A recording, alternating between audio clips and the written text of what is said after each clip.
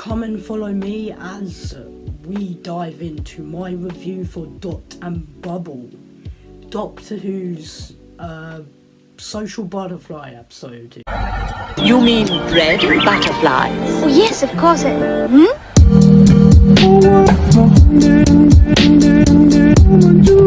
Yeah, I casually got 2 glasses in 2 videos on the same day, so this is going to be good.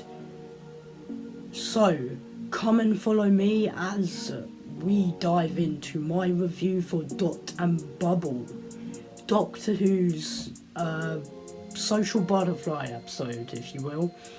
And this episode basically tackles the message of, get out and touch some grass right now. No, basically it tackles just the message of stop being on social media non-stop. I do like the message. I think the message is really good, and basically we have these problems where obviously if you're on social media non-stop, you basically don't really know what's going on. You don't know what's going on because it's like you're sucked into your bubble and Dot, I guess. You're in your own bubble, of social media, and that's quite literally why there's a bubble in the story. So I liked the character Lindy. I'm pretty sure her name is Lindy, correct me if I am wrong. But basically Lindy is this character that is a little bit sassy, like Erica from Stranger Things. And Lindy basically, she blocked the Doctor, and she pretty much just, she hates not being on social media. She's like one of those annoying teenagers that won't stop talking about social media or something. I do kind of enjoy social media a bit too much, but I do get out, and I do, I do stuff. So yeah, anyway, so Linda, whatever you want to call her, Lindy basically realises that there's like these big massive creatures basically eating everyone in Fine Time, which is like this dome world, and basically everything is supposed to be fine, hence the name Fine Time. Originally I did think it was named Funtown. I did think it was Funtown, but no, it's not. And basically the creatures are like these giant slug creatures, which, by the way, can I just say, they look amazing. And that imagery of someone getting eaten alive, that was so graphic. And I do like horror, but that was graphic even for me. Not scary graphic, but it was just the appearance type of graphic, if you know what I mean. In terms of the appearance was a bit fascinating looking, in my opinion. I was just so fascinated in them, and I just pretty much said graphic because it's like I'm so fascinated with these creatures. These are basically giant slug creatures, and they basically try and feed on the humans, and they basically try and kill people. And they are basically just giant slugs, and they're called man-traps, apparently. Man-traps are the giant slugs, and I didn't know they were called man-traps until until I basically looked at Doctor Who Unleashed. I didn't actually look at it, but I heard that in a video someone said that they were called man-traps. I think it was Confused Adipose. But basically, yeah, they are called man-traps. And Lindy, I don't know, the whole time Lindy was just being an annoying person, and she tried to deny the Doctor. At the end, we apparently got told that she was racist. I didn't hear anything racist, personally, in the story. So, I don't know if that was just me not listening or...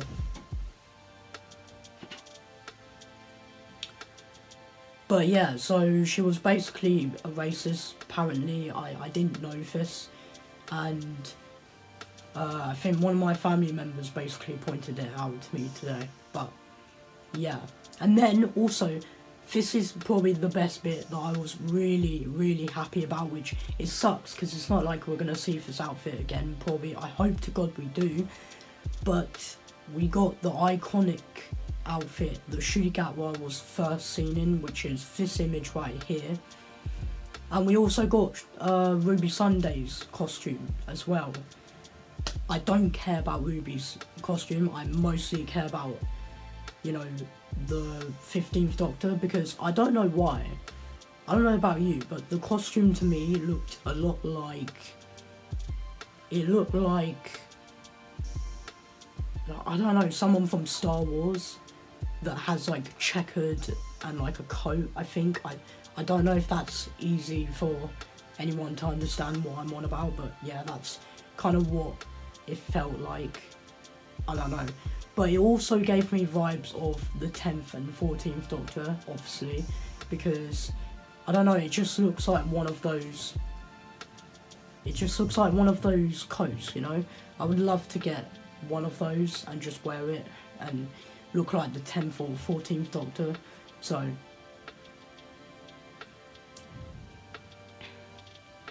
So pretty much Lindy was trying to survive while these giant man-trap slugs were invading her hometown and basically killing lots of people. And then she basically found Ricky September.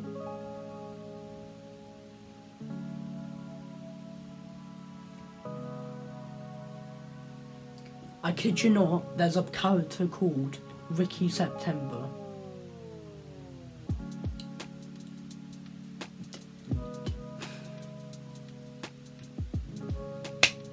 Yeah, there's a character called Ricky September, and he basically was the one at the start basically dancing, and yeah. So it's cool how we got him. I did kind of get a little bit sussed out about the fact that he was acting a bit sus. He also saw that pretty much everyone was dead on the outside, I think, and overrun by slugs. There was just a slug chilling there, as you do.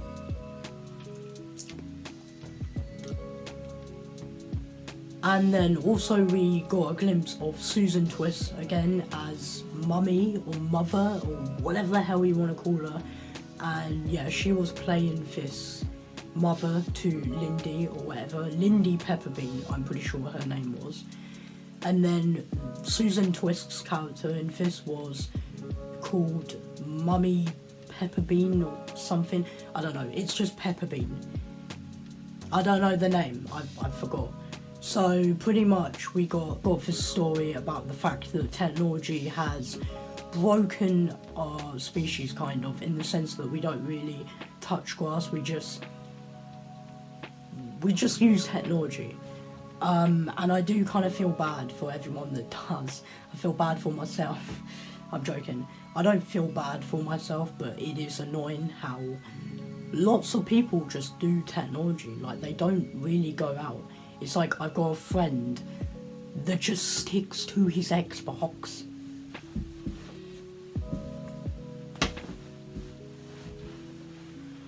And like, I do understand it, like, with the technology, but it's like, are you going to are you gonna go out and spend time with your glorious friends?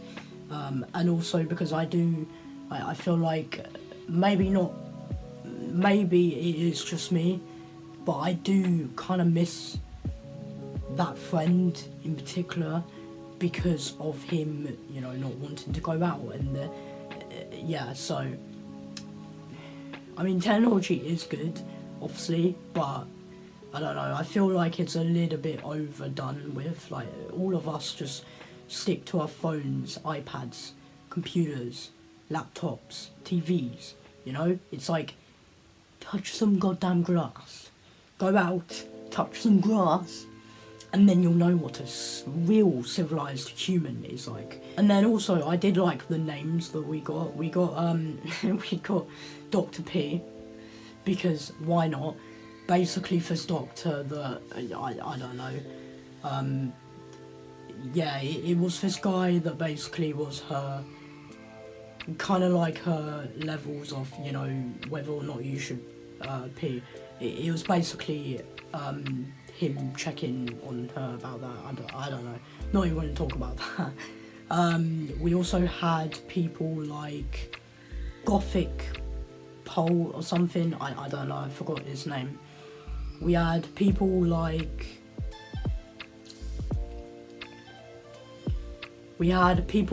Josephine or something, I don't know.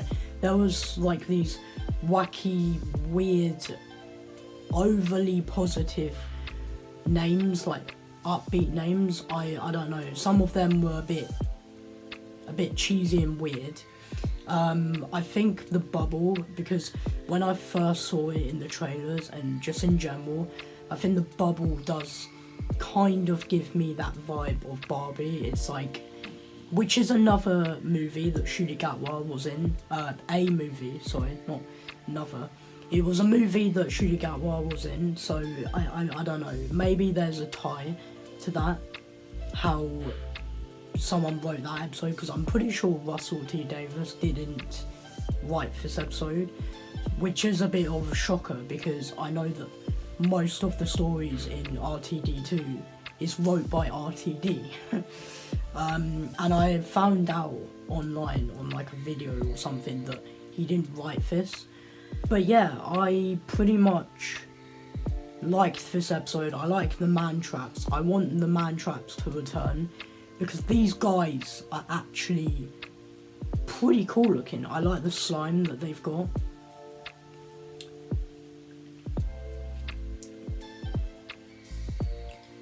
And I don't know, this episode for me was